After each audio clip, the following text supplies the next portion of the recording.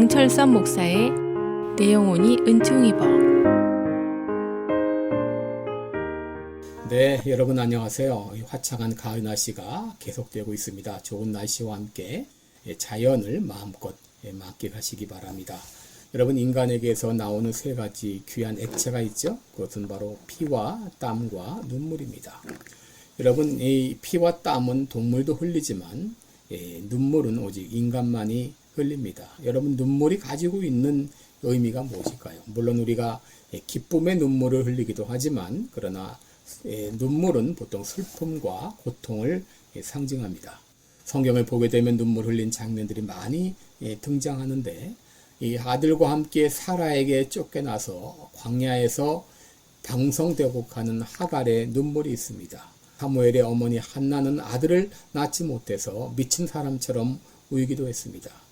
오늘 우리가 읽은 시편 이 56편은 바로 다윗의 시입니다. 그 시의 제목을 보게 되면 요낫 엘렘 르호킴에 맞춘 노래, 그렇게 되어 있습니다. 그리고 다윗이 가드에서 블레셋인에게 잡힌 때라고 제목이 붙어 있는데, 우리는 이 제목을 통해서 다윗이 당했던 상황을 이해할 수 있습니다.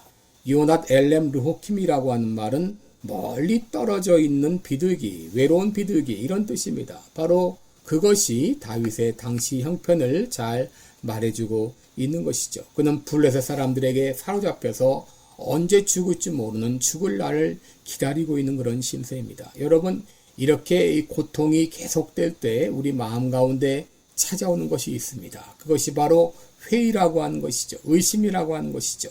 하나님은 과연 내 고통을 알고 계실까? 하나님은 과연 살아계실까? 이런 회의가 내 마음 가운데 찾아옵니다. 그래서 여인 중에 난 자 중에 가장 위대한 자라고 했던 세례 요한조차도 오랫동안 감옥에 갇혀 있을 때에 그가 이렇게 말합니다. 오실 그이가 당신입니까? 우리가 다른 이를 기다려야 합니까?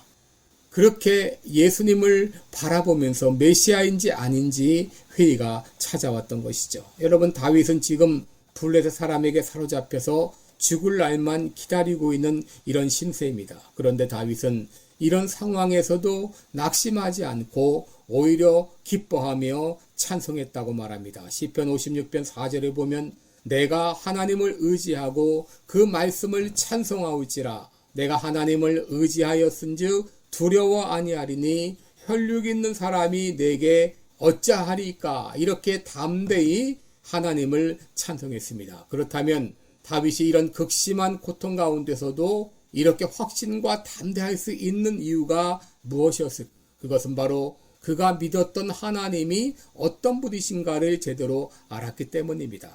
여러분, 첫째, 다윗이 믿었던 하나님은 다윗을 주목하고 계신 하나님이었습니다. 욥기 34장 21절에 보면 하나님은 사람의 길을 주목하신다라고 말했습니다. 시편 32편 8절에 보면 내가 너의 갈 길을 가르쳐 보이고 너를 주목하여 훈계하리로다 라고 말했습니다. 여러분, 시편 56편 8절에 보면 하나님은 다윗의 유리함을 계수하셨다라고 말합니다. 유리한다고 하는 것은 유리 방황하는 것을 말하고, 계수한다고 하는 것은 돈을 세듯이 하나하나 세고 계신다라고 말합니다. 여러분, 다윗은 오랫동안 원수들에게 쫓겨서 방랑 생활을 많이 했습니다. 정처 없이 많이 돌아다녔습니다. 그런데 그가 방랑하고 돌아다닐 그때도 하나님은 그를 주목하고 계셨습니다. 그가 유리방황하는 모든 것들을 하나하나 돈을 세듯이 세고 계셨다고 하는 것이죠. 둘째로, 다윗이 믿었던 하나님은 그의 눈물, 흘린 눈물을 기억하고 계시는 하나님이셨습니다. 여러분, 하나님은 다윗이 흘린 눈물을 다 기억하고 계셨습니다. 그러기에 그는 하나님께 기도합니다. 주여, 나의 눈물을 주의 병에 담으소서. 여러분, 나의 눈물을 주의 병에 담으소서. 이 말은 나의 흘린 눈물을 기억하소서라는 말입니다. 여러분, 다윗이 광야에서 유리방황하면서 얼마나 많은 눈물을 흘렸을까요? 그런데 다윗은 나의 흘린 눈물을 기억하소서 하면서 기도합니다. 그러면서 이것이 주의 책에 기록되지 아니하였나이까 라고 말하면서 다윗은 다윗이 흘린 모든 눈물을 하나님께서 기억하실 것을 믿었습니다. 여러분, 우리 하나님은 우리의 고통을 외면하시는 하나님이 아니십니다. 우리가 당하는 고통의 현장에 찾아오셔서 우리의 고통과 함께 하시는 하나님이십니다. 예수님께서 왜 이 땅에 오셨습니까? 히브리서 4장 15절에 보면 예수님은 우리와 한결같이 시험을 받은 자로되 죄는 없으시다. 예수님께서 우리와 함께 고난의 현장에 동참해 주시기 위해서 이 땅에 오셨습니다. 요한복음 11장 35절에 보면 예수께서 눈물을 흘리시더라 그랬습니다. 예수님께서는 우리가 눈물을 흘릴 때 같이 눈물을 흘리십니다. 히브리서 5장 7절에도 그는 육체에 계실 때에 자기를 죽음에서 능히 구원하실 이에게 심한 통곡과 눈물로 간구와 소원을 올렸다라고 말씀하십니다. 여러분, 예수님께서 왜 눈물을 흘리셨을까요? 예수님은 친히 우리를 위해서 눈물을 흘리셨습니다. 여러분, 우리 하나님은 우리의 고통을 외면하시는 분이 아니십니다. 우리의 가는 길을 주목하고 계시고 우리가 흘린 눈물을 기억하시는 하나님이십니다. 다윗은 그 하나님을 바라보았기에 두려워할 수밖에 없는 상황에서도 나는 두려워하지 않습니다 라고 믿음으로 고백했던 것입니다. 그렇습니다.